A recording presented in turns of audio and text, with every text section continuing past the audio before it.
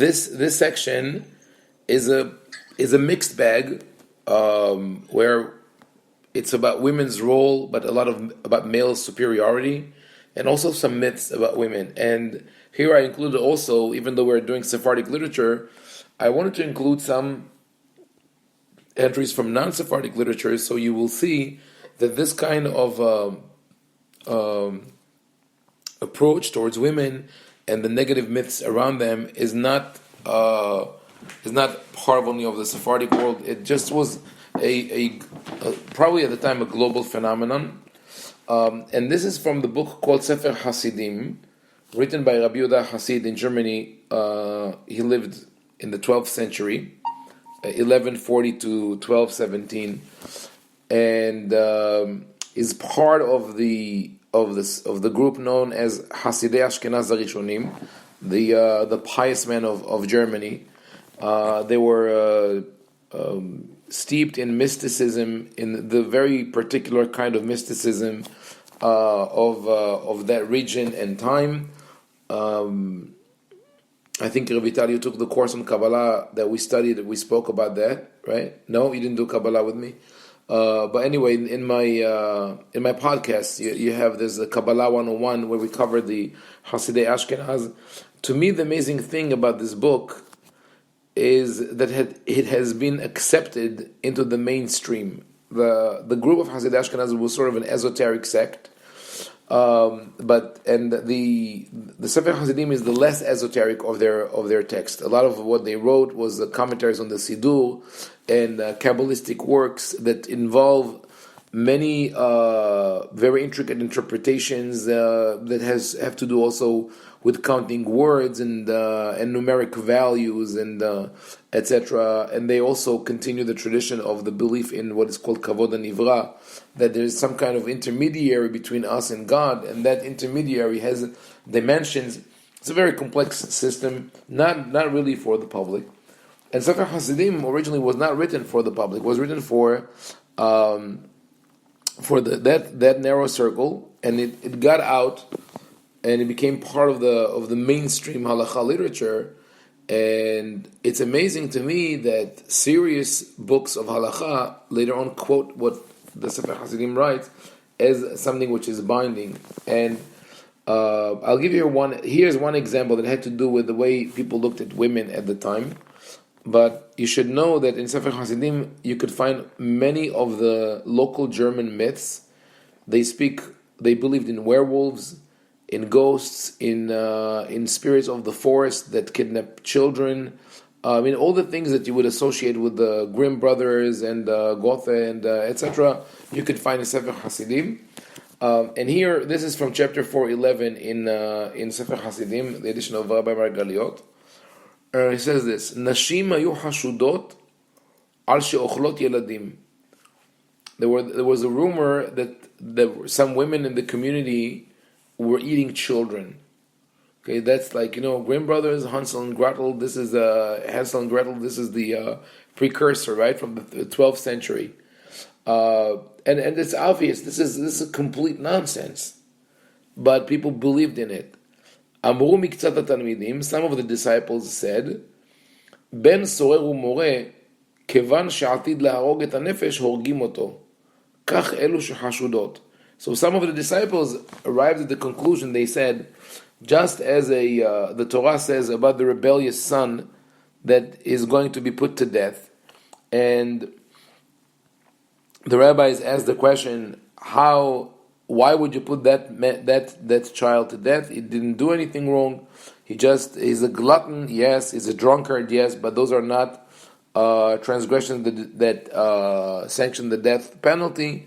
And the answers of the rabbis in the Talmud is Ben sorer u'moreh nidon al shem sofo, because we know that eventually he will take that path and will become a robber or a murderer.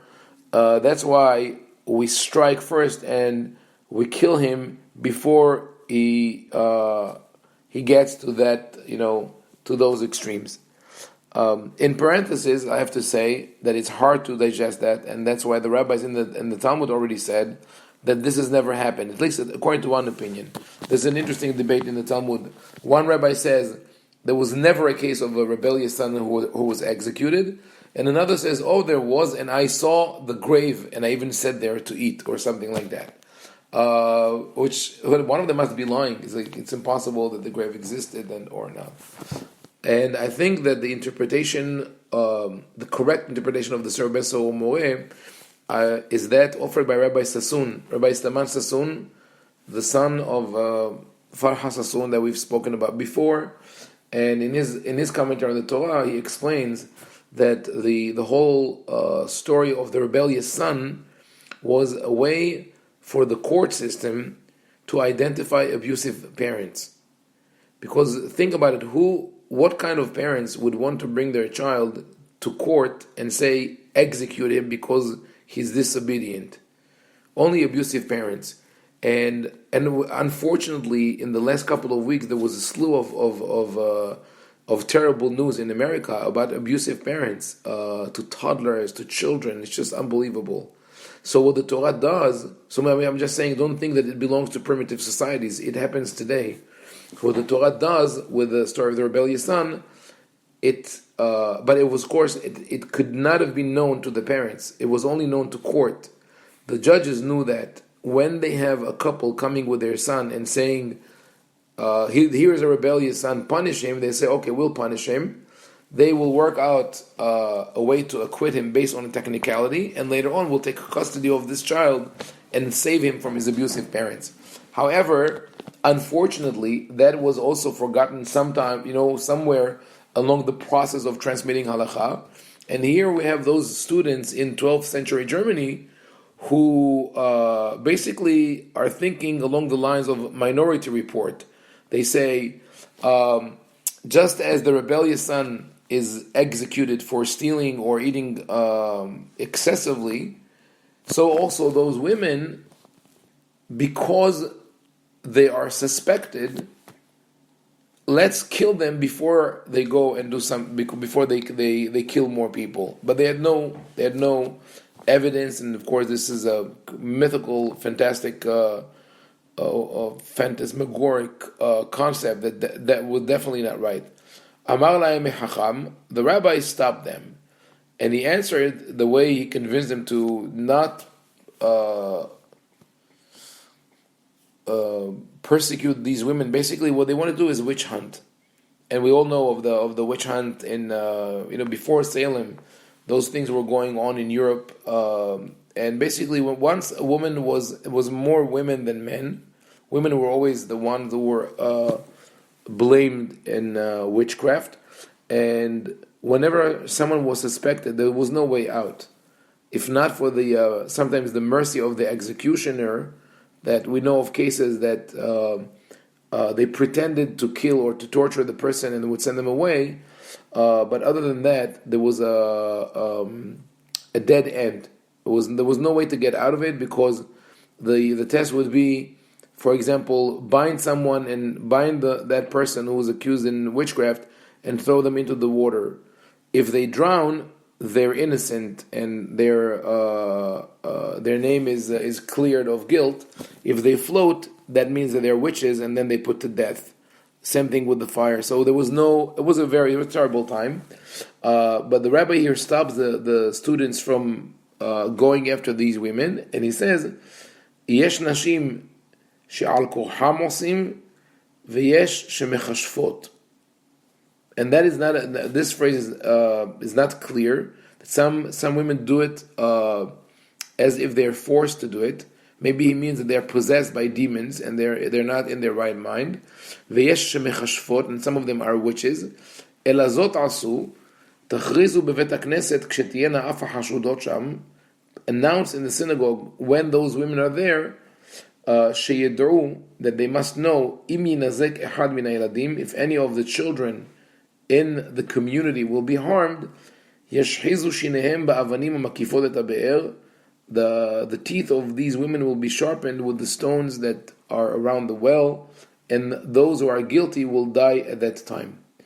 I tried to figure out what is that process. I searched the literature to try and figure out whether there was some kind of a trial like that, or that story. I mean, the story seems to be sort of made up, but the idea that it is recorded in a book that carried some weight within the religious community is mind-boggling. But I don't know exactly what they meant by yashhizu shinehem, they will sharpen their teeth. Maybe to me that the one thing is like this, some kind of test, like throwing the woman into the water with fire. Yes, Satzipor. Could you just repeat the name of this school of thought? Oh yes, again? Hasidei Ashkenaz. Hasidei Ashkenaz, or the pious men of Germany. Okay, thank you. Yes. From more or less the same period, but and someone who was in touch with Hasidei Ashkenaz, but was more a halacha person, is Rabbi Yitzhak of Vienna. In his book Or Zarua, he speaks about the nida, and that is, we'll see also in Sephardic, in the works of Sephardic authors, more or less everybody thought the same way, but the negative attitude toward the nida was heavily influenced by the German culture. Professor Daniel Sperber wrote about that, and the manuscript and the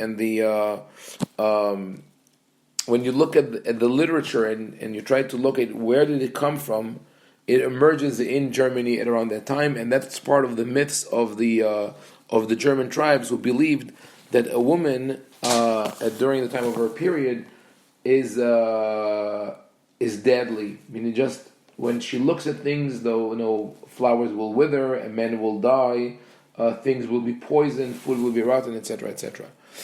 So now in following biblical law, the Torah says that that only sexual relationships are forbidden during the nidah. In later literature, in the time of Talmud, they expanded it to affectionate touch.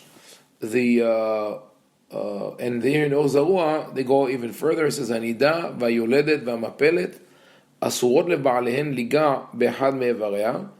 A nida, a woman who gave birth, and one who had a miscarriage, cannot be touched by the husband. And that, think of the yoledet, a woman after birth, or a woman who had a miscarriage, and what a situation she is, she cannot touch or be touched by her husband. But then he adds this, B'Shem Hachavei Narvona, in the names of the scholars of Narvon, which is in Provence. Katav Mori Avi Izri, my master, the author of the book Avi Izri, wrote, She'osrim la nida le'echol al shulchan shel ba'ala, that a woman who is nida cannot eat on the same table as her husband.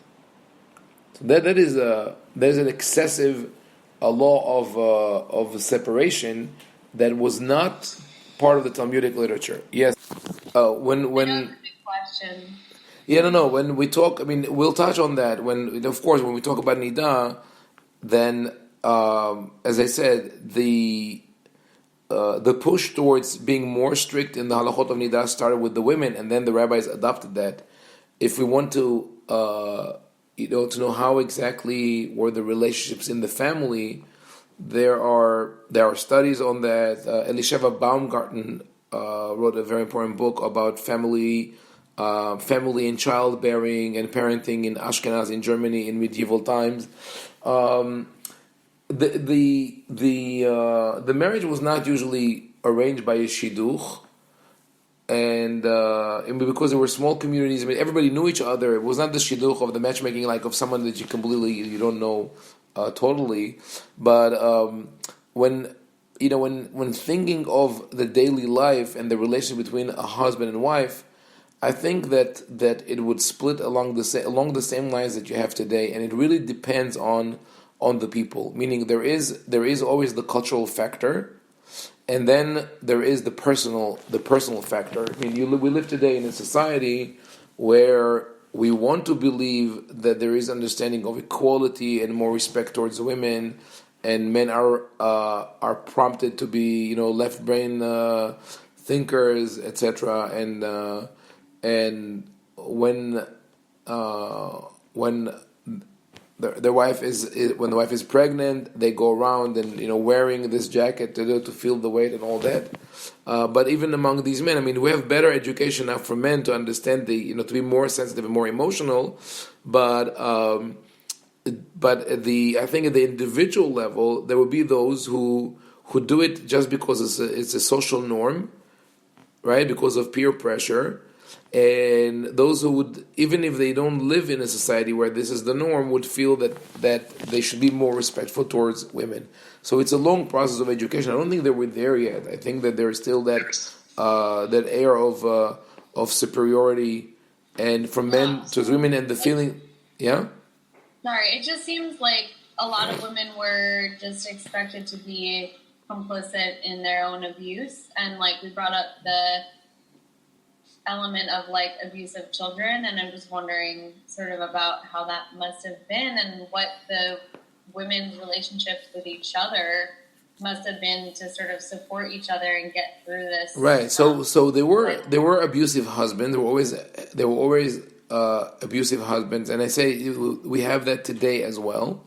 And even when the abuse is not physical, there's emotional, verbal abuse that is as bad or sometimes worse.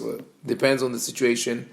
The rabbis should have been responsible of taking care of it, and we'll see how they responded to it. Whether this is more in the responsa. We have texts that deal with that. But when we think of the daily life, right? I would believe that in communities where people were living closer together, sort of as in a clan, that was less common because the women were able to form a bond with each other and support each other, and also remember that we're looking here at things that were put down and were written. It doesn't mean that was the behavior in the general society. Those are the outliers. Those are the outliers. The how would I call it? The detachment for women, or the rejection of women. Here is associated in Germany, especially with the idea of impurity or of danger, but it doesn't mean that they were otherwise treated disrespectfully or with physical violence. I mean, this is a process that we're going through, and I think even now, in modern American society, we're not fully there.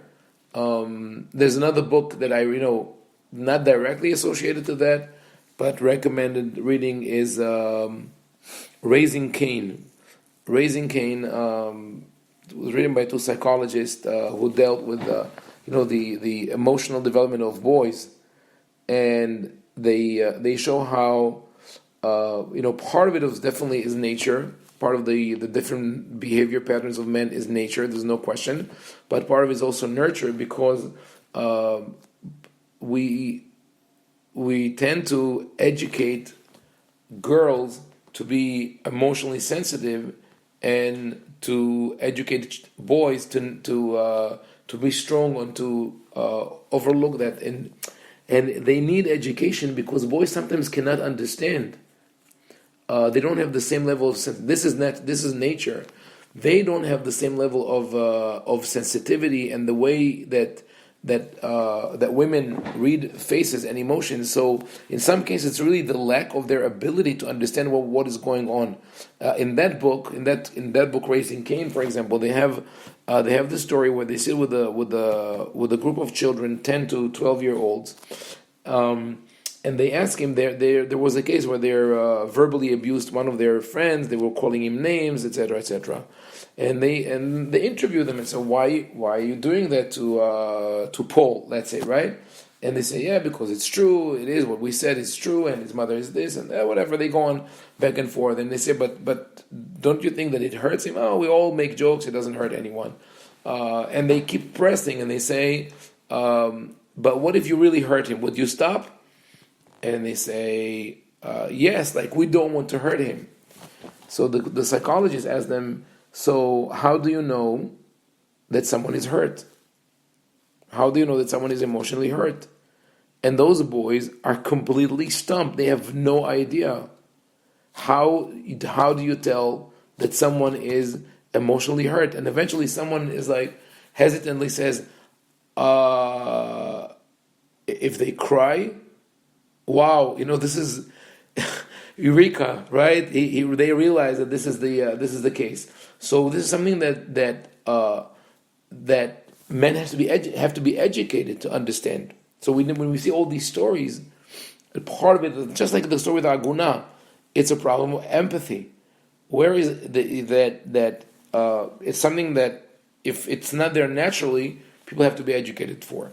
And another book that deals with that, and I'll mention it because I did workshops with that book, and the results were really predictable but still amazing. And that is a book that was written by Simon Baron Cohen, is the cousin of Sasha Baron Cohen, the famous Sasha Borat. So his cousin Simon is a researcher and is an expert on autism. And the book that he wrote is called The Essential Difference. And his theory is that the extreme male brain, the expression of the extreme male brain is autism. And that's why it's more common among men than among boys than women, than among girls. It says he describes it. It's I think it's a must read to understand the way that our brains work differently. And he says that everybody has a brain that is a certain mixture of the female and male brain, but we are on a scale, and the more you push towards the male brain, then you go first to Asperger's syndrome and then autism. And that many different forms of autism are manifested by the inability, especially in Asperger's syndrome, it's more evident because people are still communicative and intelligent and do everything, but they don't understand social norms. In some cases, it is what is called dysprasophia, not the inability to recognize faces and emotions and so on. And so at the end of the book, he has this very interesting test where there's a photo. There are 30 or 40 photos of only the eyes and a little bit of the area around the eyes.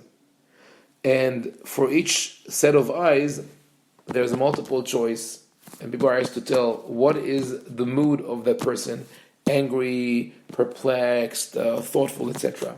And he says that usually women do much better in those tests than men. And in one of the workshops that I conducted, a couple was sitting, and I know that they had some problems between them. Both good people, but they exploded on a regular basis, like Old Faithful, just like So we're sitting there, and they're doing the test, and the women were excited, and this man gets up and he flies the papers over and says, "I cannot do it." He got so upset. He really wanted to, but he just couldn't understand the faces. It's just unbelievable. So I'm saying, have this in mind, that what we see here is it's not a sort of deliberate attempt to put women down, but a sort of more a manifestation of the natural dynamics between men and women in different societies. And I think that the Torah tried to change that tide, but it was lost in rabbinic period. And we'll see later on, we are now still in the 12th century, but when we get in this section to the 16th century, we'll see an outlier, just like Rabbi Shmuel Archevolti from Italy. We'll see another Italian rabbi from Sephardic descent, Rabbi Gedalia ibn Yahya, who wrote a book all in praising women and really pushing it to the extreme to show how women are superior to men. So there's hope. Okay, there's remedy. Let's go back to this statement about the Nida that is from Or Zarua, written by Rabbi Yitzhak of Vienna. It says that they cannot be touched, and a woman cannot eat on the same table as her husband. וזכר לדבר, אשתך כגפן פוריה בירכתי ביתך, the same verse from Psalm 128 that we saw before. Your wife is like a vine at the corner or at the end of the house. And also they wrote, Anu mahmirin al atzmenu, ואין אנו אוכלים לא בקערה שלה ולא משיירי מאכלה ולא כתב שום טעם. We don't eat from her bowl, we don't eat from her leftovers. And they didn't write any reason for that, just we don't do that. ואני שמעתי מטעם סכנה, and I heard that it's dangerous. If you eat it, you'll die. In modern day Orthodoxy, this has been legislated. What started as a esoteric stringency of one rabbi, of one group, has become mainstream halacha. And I was in a very embarrassing situations from my first years in yeshiva with Mekolel, where I visited my friend who got married, and at a certain point he says his wife has some leftovers. I don't know, maybe it was something that was really pricey, he didn't want to throw away, and he offered it to me, and I said, I'm not going to eat it, you eat it. And he's like, I cannot eat it. Like basically telling me that his wife is nida, and that's why he cannot eat it, he wants me to eat it. And I was thinking to myself, you have no sense of decency or private, like, why are you doing that? But it became sort of like halachic, it's halacha, just the same thing as asking you whether you said the Shema or you didn't say the Shema. Anyway, forget my own, I felt very, very uncomfortable with all this discussions. And they also wrote, Anu mahmirin al atzmenu. You see, the men are strict. Ve'en anu yoshvin al moshava. We don't sit on the same seat that she's on. And now you'll understand why, if you're trying to take a monit shirut in Israel, a cab, they know men wouldn't sit on the same car seat as in the back seat as women. Why you have all these dramas on an airplane, where a woman refuses to sit next to a man, or a man refuses to sit next to a woman for fear that she's nida and the tumah is transferred to her. And all that is clearly written here as humra. Anu mahmirim al atzmenu. It's a strict halacha that is not really, there's no basis. We don't sit where she sits, we don't touch her clothes. V'lo mekablim shum davar miyada ela al yedei acher. And we don't take anything directly from their hand, if not through an intermediary, and which is also very embarrassing, especially in family settings, when I'm, with Orthodox couples who accepted that as the norm, because this is how it is taught today, that a nida cannot give anything in hand to hand to her husband, and they say, let's say the baby is crying, and the husband says, okay, I'll take him, and then they look around because she cannot give him the baby, and they wait for someone to come and take the baby from her and give it to him, right? Very awkward situation. Everybody should know exactly what is her status. And he adds on, v'kol ma shenuchal le'achmir, nachmir v'narhik b'mena. As much as we can be extreme and strict, we will, and we'll keep away from her. V'notnim anula, and we give her, very generous, kelim u'ka'arot v'chapot, u'mafdechot v'zdinim v'charim u'chsatot, l'ishtamesh b'imei tumata. We give her special utensils and bowls and spoons and keys and sheets and pillows and cushions that she could use when she's impure. Now, that was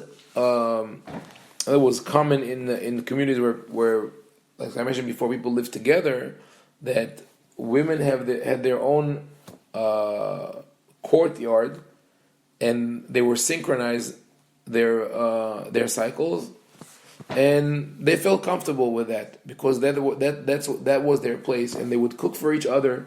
But still, the way it is phrased here is demeaning. We give her, take this, take like a prisoner, take this and go to your corner. Ve'yesh nashim shenimnaot, and that's very important because it has implications on halacha. And whenever anyone will tell you within the Orthodox world that the reason the women cannot touch the Sefer Torah is because they have the Tumah of Nida. Right? Have you heard of this before? I'm sure you've heard this before. ויש נשים שנמנעות מלהיכנס לבית הכנסת ומליגע בספר. Some women took it upon themselves not to enter the synagogue and not to touch the Sefer. But when he says Sefer, it could be referring to regular Sefer, it could be referring to Sefer Torah. But in any case, he says here, it's not the halacha, it's the decision of women, which is unfortunately part of the natural process. If women are brought up in that environment where they are being told that they wear nidah, they're impure, and they're dangerous, and they have to be kept away from people, so they, on their own accord, would say, oh, but I don't want to go into the synagogue because I don't feel worthy to be there. Especially when the rabbi adds here, "Veyafehen osot." It is good that they do that. It's potable. So and because of that, yesh nashim she'enan mitpalelot achorei nida, and some women would not pray behind a nidah. And that, by the way, did not catch in the Sephardic world. Because, as I said, the influence, this rejection of the nidah during the nidah was mainly in an influence of the German culture. So because of that, in Germany and later on in other Ashkenazi communities, women were not welcomed in the synagogue at all. Not behind the mechitzah, not in Ezrat Nashim. Women were told that where their nidah, they should not be in the shul. And the only allowance that they made for them, that when they had mercy for them, was during the holidays. They said it's not nice to have these women waiting outside. We let them come into the synagogue. So this is an example of something that completely got out of hand. And it continues here, it concludes, כללו של דבר, כל מה שיכול אדם להחמיר בנידה, יחמיר, ותבוא עליו ברכה. Whatever you could do to be more strict in the halachot of nidah, please do so, go ahead, and you will be blessed. ואסור לאדם להרבות דברים שלא לצורך עם אשתו נידה, and one should not talk unnecessarily to his wife as she נידה, ולהרחיק מאשתו נידה, שפיר דמה, and it's fine to be away as far as possible from one's wife when she's נידה, שמתוך כך חביבה עליו בעת טבילתה, but because this will augment the love and the yearning for them to be together. So it ends with a positive note, but we see that in general the attitude, and we see two Ashkenazi authors. One is Sefer Hasidim, Rabbi Hasid, that really goes into mythical realms completely, and the other one, the Or Zarua, which is a more serious halachic work that which basically puts women in prison for half their life. They're in prison. They cannot be touched. They cannot interact with the men, and she's basically under the category of the untouchables, which is very disturbing. But that is how the laws of nidah were understood then, and as I said, this was carried over to modern times. In modern times, this is the norm in the Orthodox community. However, I know from people who call for counseling or others that a lot of young couples, especially young couples, feel guilty because they cannot comply by all these extreme additions that were accumulated throughout the ages. Okay, our next source, what we saw before was halacha, and now we're reading commentary on the Torah by Rabbi David Kimhi. He was born in Provence, in Narbonne, but his father, Rabbi Yosef Kimhi, fled Spain because of persecution. So basically, it's a Sephardic family, known for his commentary on the Torah, and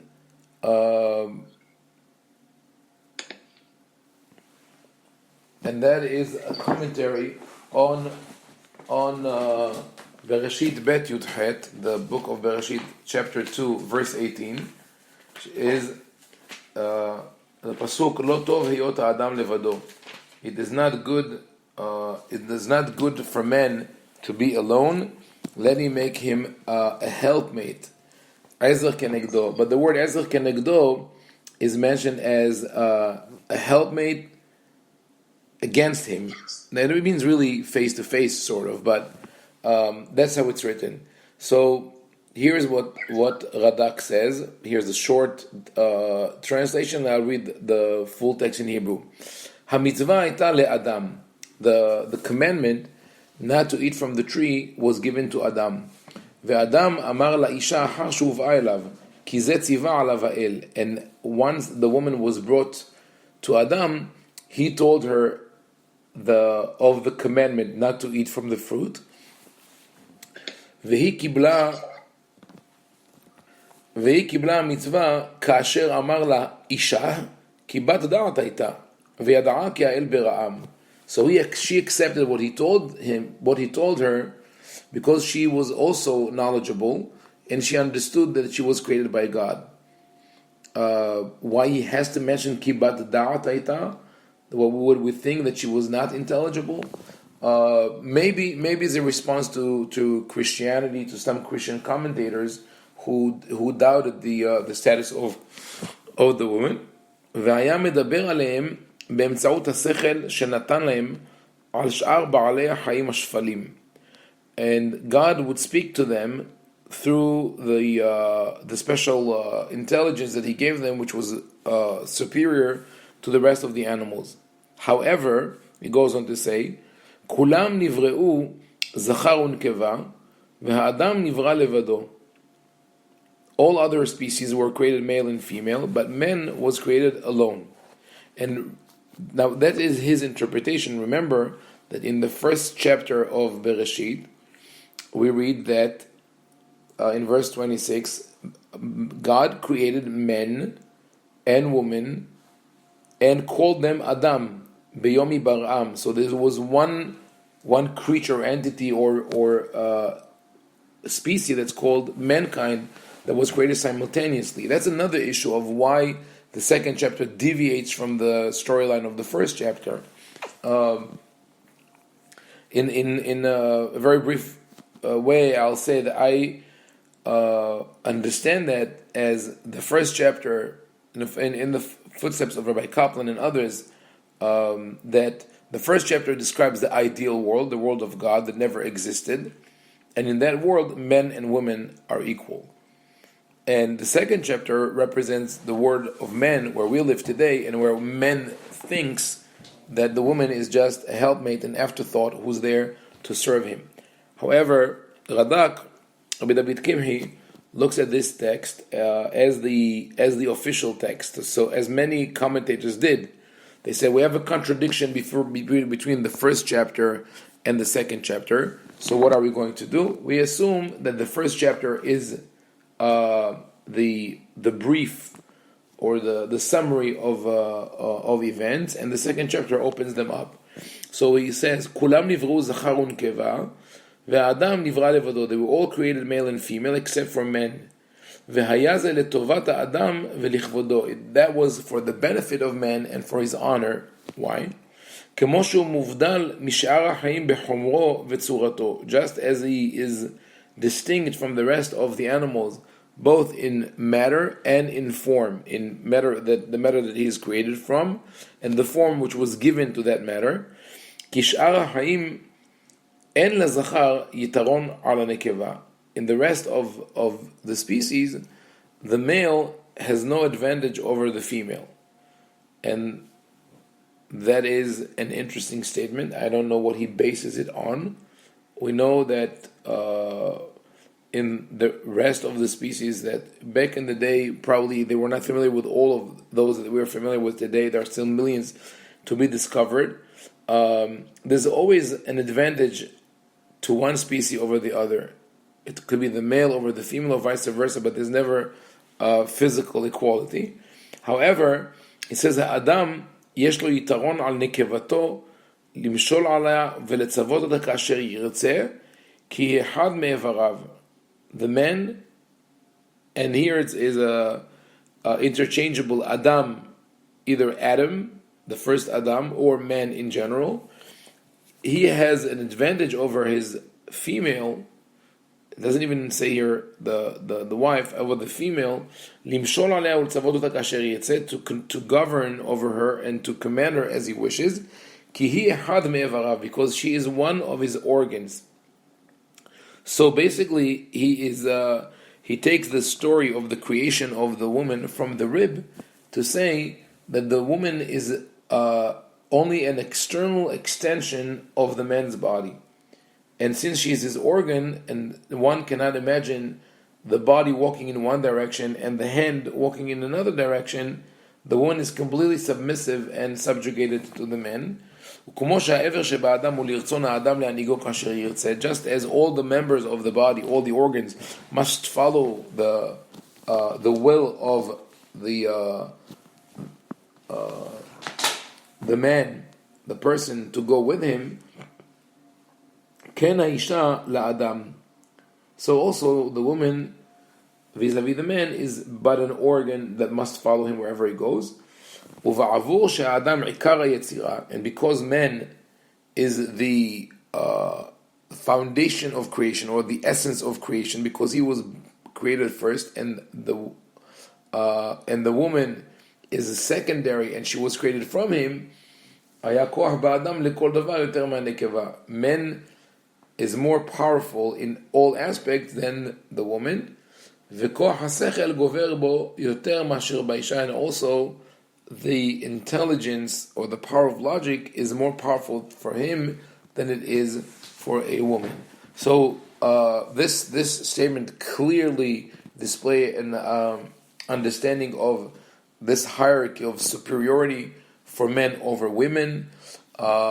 And he based in the pasuk "Lo tov hiyot ha'adam levado." The Torah doesn't say there, really, in Genesis 2:18, that the man is superior to the woman, but Radak is able to deduce it from his understanding of the psukim. From here we'll go to, and that is, by the way, a source if you want to see the different understanding of rabbis at the time. This is one of the verses, one of the sources that is worth to conduct research, to compare the different commentators. I had others, but I didn't bring all of them here. Now we go to Rabbi Moshe ben Nachman, the famous Ramban Nachmanides, who was born and lived most of his life in Spain, but eventually decided to migrate to Eretz Israel. So he's late 12th century, early 13th century. He's a just interesting character in terms of his personal life and public life. Ramban is Spanish by origin, so he's a Sephardic Jew. There is a debate, though, regarding his Torah and his heritage, whether he's Sephardic or Ashkenazi. There is one opinion of Professor Jose Faul that Ramban is Ashkenazi, even though it's, like I said, Sephardic by origin, and that is because his commentary on the Talmud follows in the footsteps of the Tosafot, the famous commentators of the Talmud, who were the grandchildren of Rashi, and Ramban adopted their mythology. But it's hard to say that, because one of the salient features of Ramban, which is very common to scholars of his time in Spain, is that he's a multifaceted author. He writes about Kabbalah, he writes commentary to the Torah, he writes morals and ethics, he writes books of halakha, commentary to the Talmud. He's a prolific author and multidisciplinary. He's not adhering to one discipline only.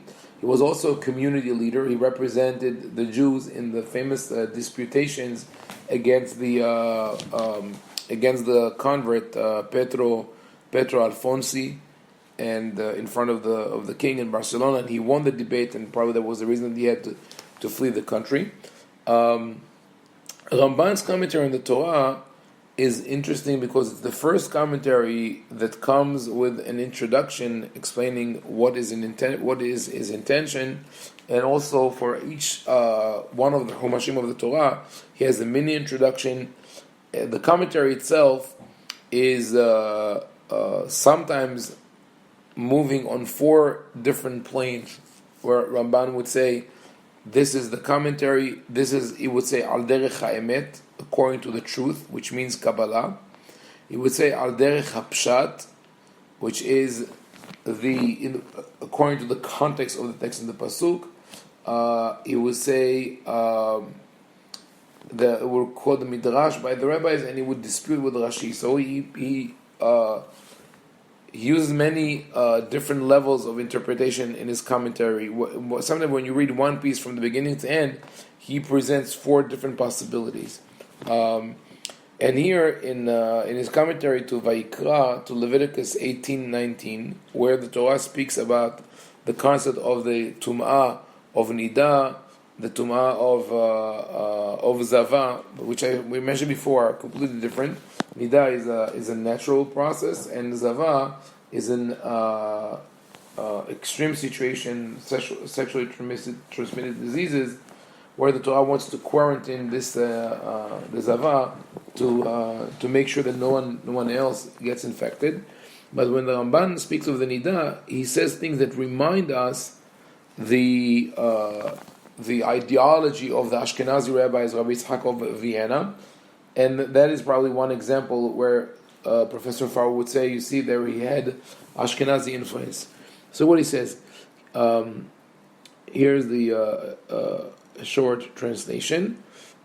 כי הנידה בתחילת זובה, אם תביט במראה של ברזל הבהיר, ותאריך לראות בה, יראו במראה טיפות אדומות כטיפות דם. It says when the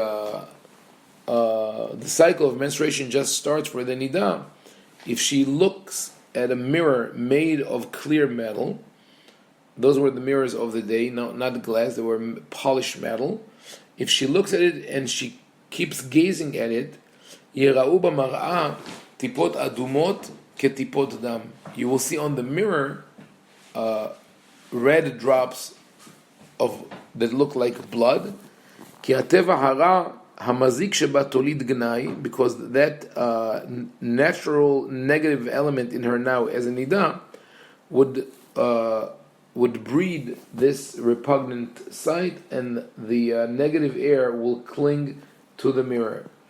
And that is another amazing or perplexing thing, just like I said before about Sefer Hasidim, that the majority of its writing is along these fantastic worlds. It is amazing to see someone like Ramban, who was otherwise very logical, quoting something like that, which would be easily proven with an experiment, but nobody ever bothered to conduct the experiment for empirical evidence. But he adds more. והנה כאפעה המביט בהבטתו. She is like an asp that could kill only by looking at a person. That's another myth. People believe that certain types of snakes would kill you if you just look at them. וכל שכן תזיק לשוכב עמה, אשר תדבק גופה ומחשבתה, אשר תדבק גופה ומחשבתה בו ובמחשבתו. And if that is the kind of damage that she could cause, even more so, she will cause a damage to anyone who's sleeping with her, because her body and her thought will cling to his body and his thought, and will cause him damage. And he goes on to say, יזכיר בה לעולם טומאה, שהיא כשרץ וכאישה מצורע שטומאה להם בגופם. Says, why does the Torah and the Tanakh the Torah and the Tanakh always mention the concept of nida alongside impurity? Because just like a dead animal or a man who has contracted leprosy, from whom the tum'ah is emitted from their own body, that's also tum'at nida. What he's trying to say is that it's not tum'ah that she contracted from an outside source, but it's tum'ah that originated from her body. So those are, of course, very, very harsh words, but he takes it into a mystical realm. He says, כי המקור המושחת ההוא ראוי להיסתר, לא שיגלה וישאב ממנו מים הרעים ומזיקים מאוד. They said this is like a pool of water that has been contaminated, and one should not drink from it water which is not potable and it could harm a person tremendously. And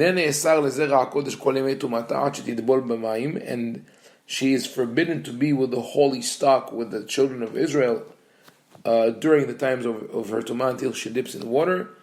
Because if she does that, she will be tahor in mahshava as well, and she will be completely clean.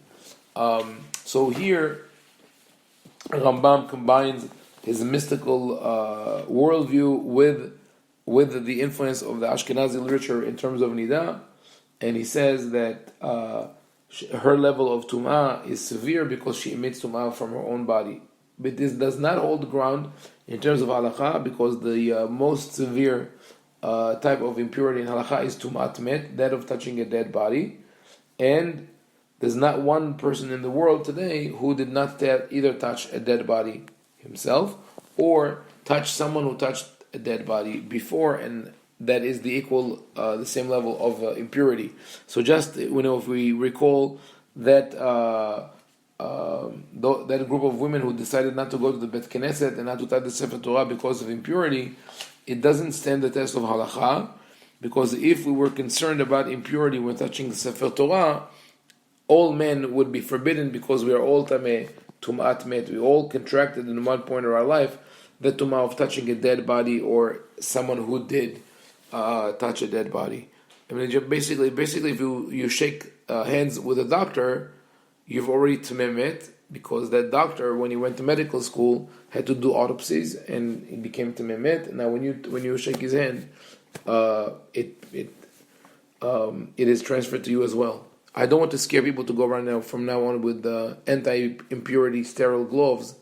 I'm just saying that was the mentality of the time. But Nachmanides ends up here saying that thing about the nida. Yes. Okay. Remember the example you gave of the baby, that the wife, while menstruating, can't give it to the husband directly, and so they wait until somebody comes into the room and they pass the baby through him. And if that someone is a man, why is it okay for that someone to touch the baby and take it from her and not for the husband? Oh, because there was no concern that another man. But the fear is that this kind of touch, even though it's not affectionate, but it. Some commentators saw that the fact that they move, they give one, an object from one hand to another, is in itself affectionate. Others said, no, we're afraid that when she gives it to him, he will touch her, etc. So what is the problem? That will lead to more affectionate touching, and that will lead to relationships, right, or intercourse.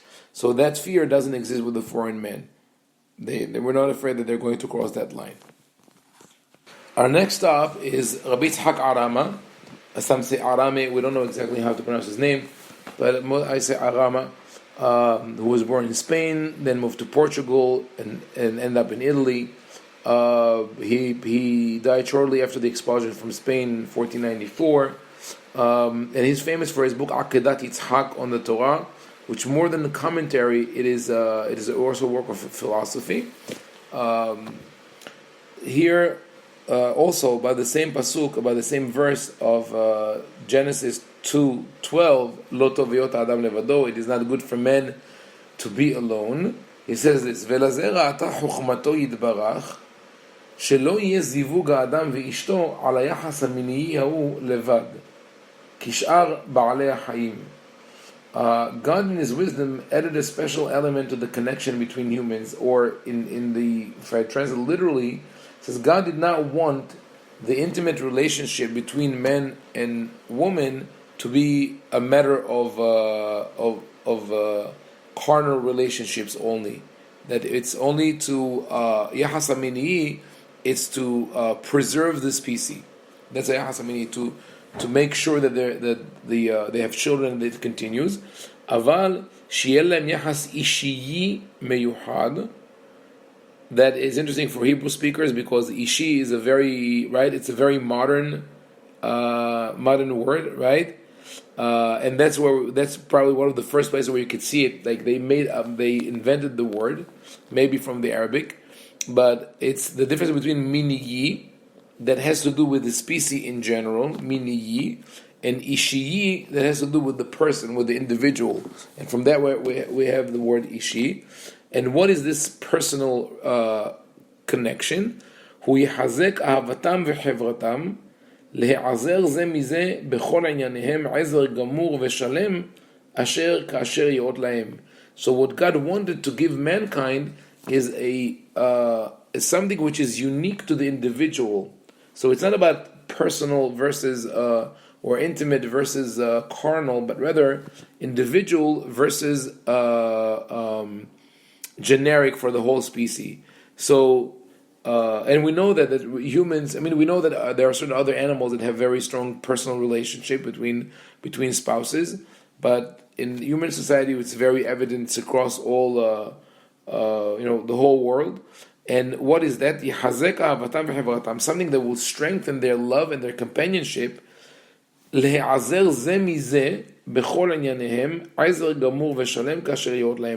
aided by each other in all of their matters, complete and wholesome help and support as they deserve.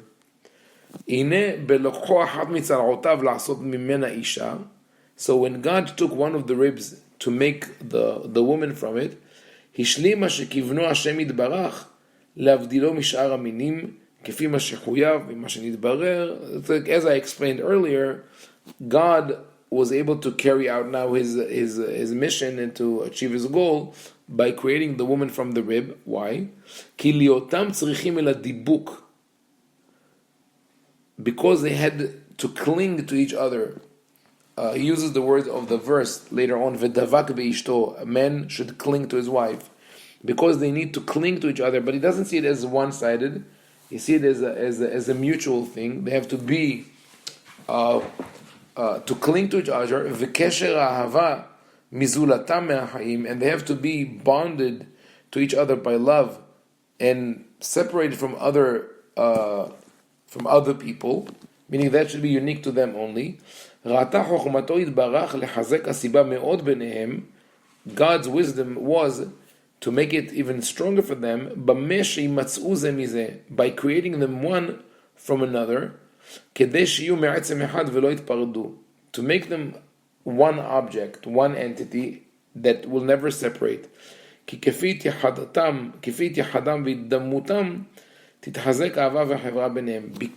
they are so close to each other, the love and companionship between them will be augmented. So this is a beautiful statement of Rabbi Yitzhak Arama, where he sees in a much more emotional, sensitive way the relationship between men and women. And he says that God made sure that we have a closer and more intimate relationships than animals have between the male and the female of the species. So, in his commentary to Bereshit, he says the following.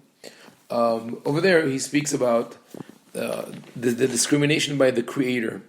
Can we say that when God created mankind, He discriminated against us by creating some people belonging to this nation, some to the other nation, and of course with the association of giving the Torah? And he says this: "Ve'af ba'umah ha'achat levada." Here's the translation. Ve'af ba'umah ha'achat levada lo yimalet mihimatze avel b'chok noten neshama la'am alei halila. Even when you look at one nation, within this nation there will be discrimination, which we could turn to God and claim, why did you do that? Why did you create some as such and others as a different thing? What is it? V'zeh b'she'elu tihyena nefashot lazecharim. Some of the souls that God sends to this world become the souls of males.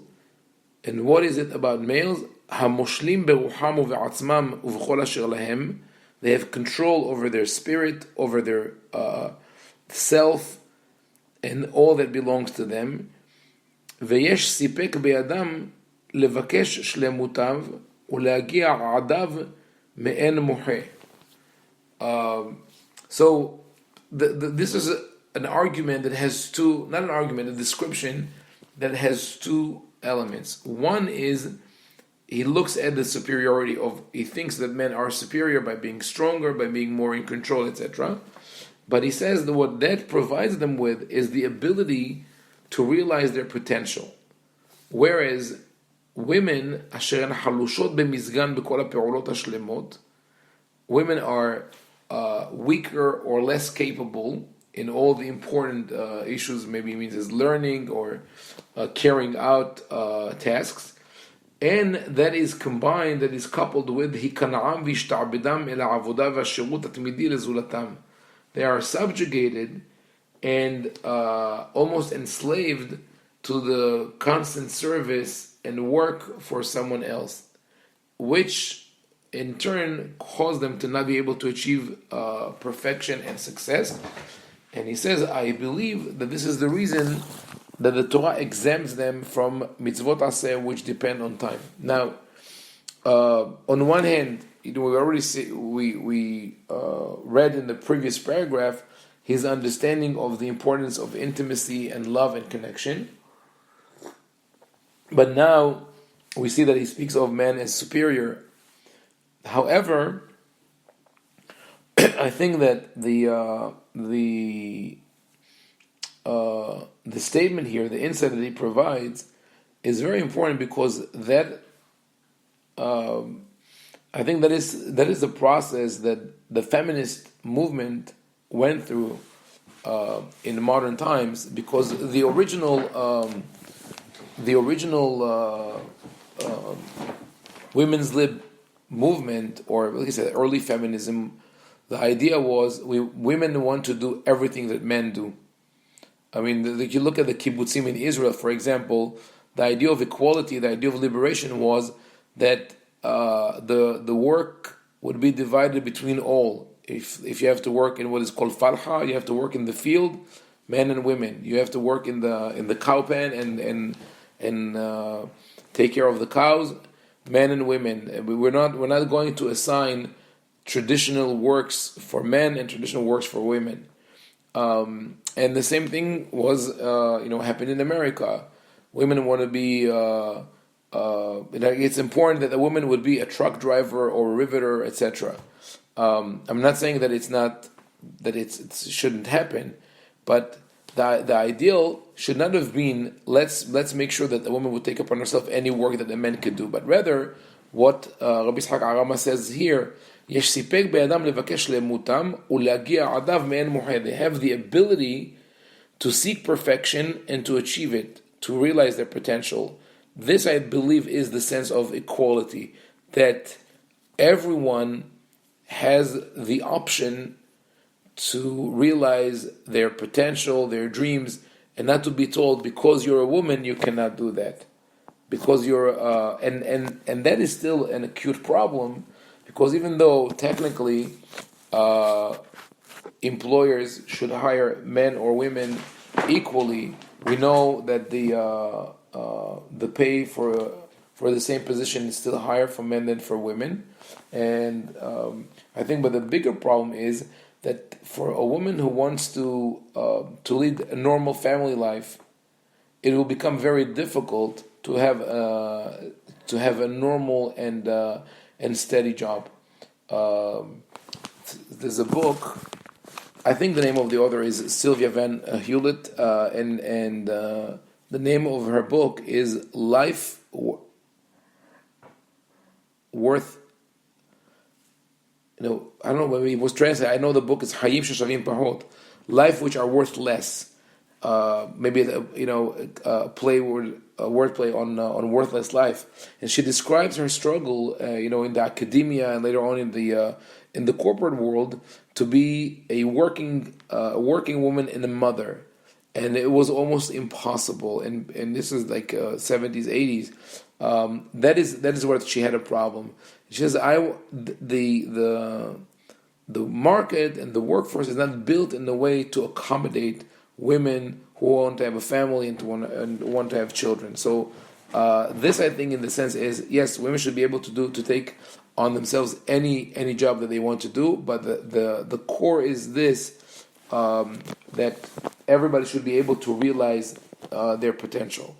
But Rabbi Yitzhak Arama I think he's walking the line. He's in between that worldview that men are superior to women, and the understanding that there's special character traits in women. So maybe he's not looking categorically at all women as weaker or not knowledgeable, and he does feel the importance of intimacy, and he is more empathic than other authors that we've seen. And here in chapter 22, or gate 22, because the book is divided into gates of Genesis, he writes the following, and that will be the last, I think the last paragraph that we read today, and then we open discussion, maybe one more. He says this, this is based on a verse in Mishlei, in Eshet Hayil. She opened her mouth with wisdom, and the Torah of loving kindness is on her tongue. By saying that, the author, Shlomo, excluded the woman of valor from the group of the talkative women. Kizot haharesh taharish bechol sha'a, bechol עת ובכל שעה, ודבר תדבר במשקל ובמשורה. She keeps quiet constantly, and when she talks, she measures her words. והנה זאת לה מידה גדולה, and that's a great achievement, that's a great character trait. וזה מה שפתחה פיה בחוכמה. So that is the meaning of she opened her mouth with wisdom.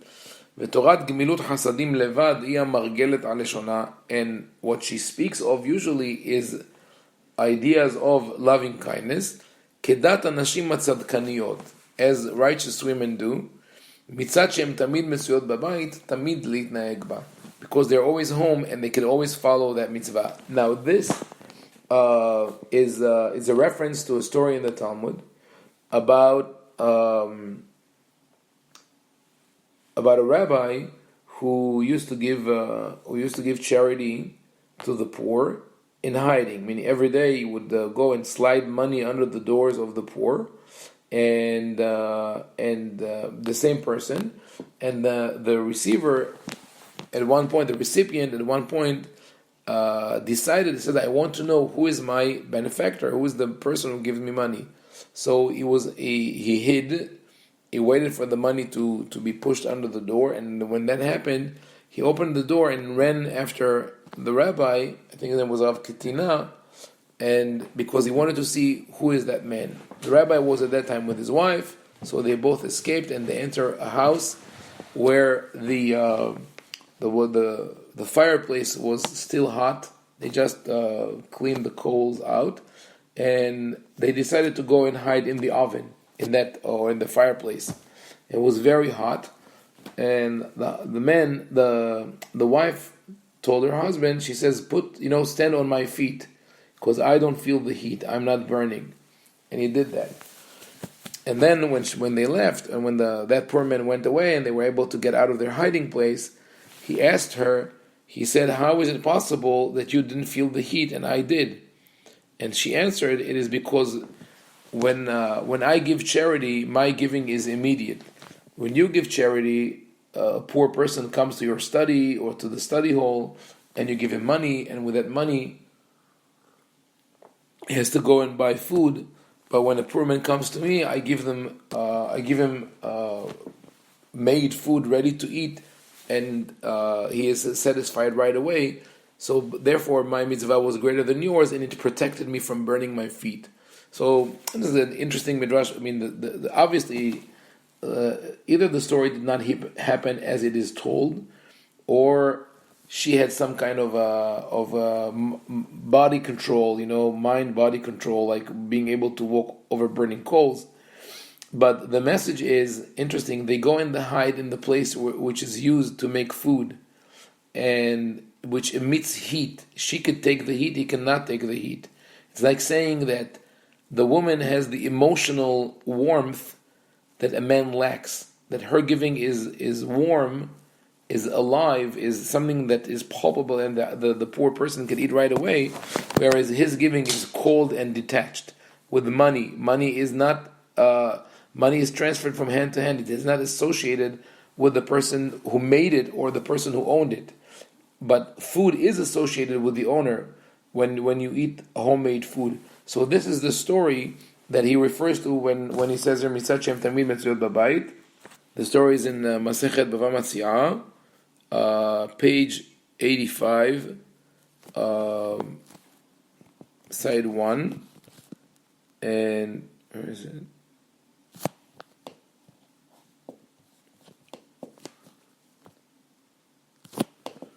One second. For some reason, it doesn't move. Anyway, here's the story. At the bottom of page 85 in Masechet Bava Matziah. That's the source. So here, Shagar Tanua.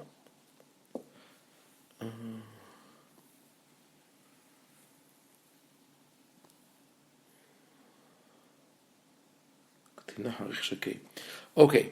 Anyway, so this is something that Rabbi Yitzhak Arama refers to, and he speaks about that ability of the woman to give tzedakah, charity, which comes from a personal place of warmth and love and compassion. And now his conclusion here is extremely interesting. Velo al zot amru hamelamed lebitot Torah ki'ilu melamdat tiflut. And it is not regarding that woman that it was said that one who teaches her daughter Torah teaches her vanity. Remember that was when we spoke about scholars and scholarship, and we saw that in the in the ruling of Maimonides, and then again in the book of Rabbi Arkavolti, that this is really a bothersome statement, and the Akedat Yitzhak, Rabbi Yitzhak Arama, sort of saying what Rabbi Shimon Arkavolti says, that the statement one should not teach his daughter Torah is not sweeping. It doesn't apply to everyone. It means that do not teach indiscriminately because you don't know how your child is going to grow. Yes, of course, there was obvious that originally it wasn't a discriminatory statement, but later sages, after Maimonides took it literally, but the later sages were trying to take it, some of them twist it. So Akedat Yitzhak is the first to do that by saying they're a special woman like that, who's learned, who knows what to say and when to say, and is engaged in loving kindness. She needs the Torah for that, and if she studied Torah, she did not study anything in vain. It was done for a purpose. So he sort of redeems that statement. I think we'll stop here for today. Tomorrow we'll continue with Avar Banel and some of the Italian rabbis, and after Rabbi Al-Sheikh, we'll finally get to Rabbi Gedalia ibn Yahya, who takes a different direction and speaks of women's superiority.